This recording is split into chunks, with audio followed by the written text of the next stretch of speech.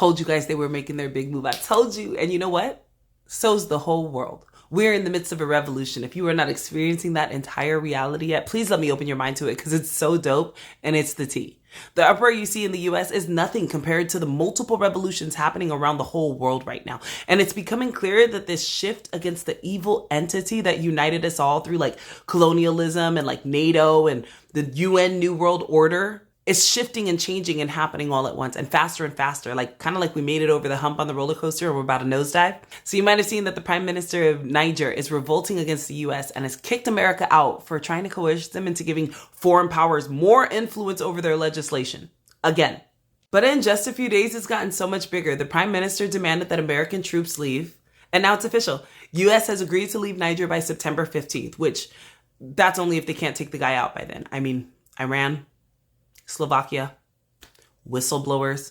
These guys aren't even trying to hide it anymore. They're just outright murdering people. And with no consequences either, which is like wild. That's why I'm glad Putin caught the bombers himself, because you can't get off that easy behind enemy lines, bro. So I can promise you that though we say we're gonna leave by then, I doubt we're gonna take it lying down because we're such a narcissistic country that if dude ends up dead, you now know why. But it didn't start here. Last year, they kicked out France and have since halted their uranium exports over there. And now France is having energy shivers, or a crisis really, because 70% of their power comes from nuclear energy, which their second largest importer is, you guessed it, Niger. So France went to go renew their contract, but Niger raised their prices to something more reasonable and then added 65 years of plundering to that price.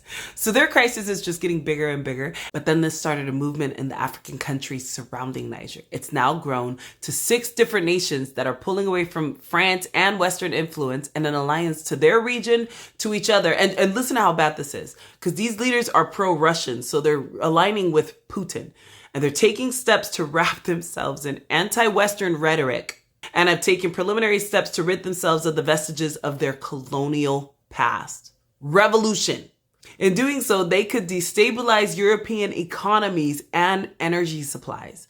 But this was back in February, and now multiple nations have formed in resistance. So aside from that, New Caledonia just decided that it's now the perfect time to kick France out too. And you know how I mentioned Slovakia? They just lost their prime minister in one of those suspicious deaths for going against the World Health Organization, who came to him wanting to establish political power, the same one that they're pushing all over the frickin' world right now. I don't know if you know this, but the World Health Organization is currently lobbying, bullying, and outright killing people to gain political power in all the countries of the world. That's what they're working on right now. And I honestly believe that they're doing this so that they can enforce whatever the hell is next.